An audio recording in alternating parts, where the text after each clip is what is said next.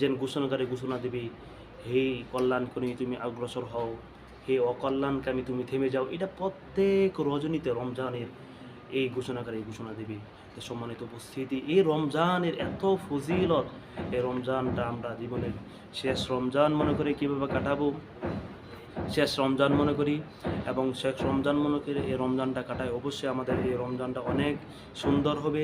এবং আমাদের দিনে 24 ঘন্টা সময়, আমরা দিনে 24 ঘন্টা সময়কে একটা রুটিন অনুযায়ী করে নিই, রুটিনের মধ্যে এই দিনের 24 ঘন্টা সময় যদি আমরা ভাগ করি, অবশ্যই অনেক সুন্দর হবে। যেমন কোন কবি বলেছেন, রুটিনবিহীন জীবন শুকনো পাতার মতো। সুতরাং রুটিনবিহীন জীবন, যেই জীবনে কোনো রুটিন নাই, শুকনো পাতা যেদিকে মন চায় সেদিকে উড়ে যায় বাতাসের সাথে, ঠিক আমার জীবনটা এই রমজানটা যেভাবে মন চায় সেভাবে কেটে যাবে। কিন্তু আমার যদি এই রমজানটা রুটিন মাফিক হয় তবে অবশ্যই সুন্দর হবে। আল্লাহ পাক রব্বুল আলামিন আমাকে এবং আপনাদেরকে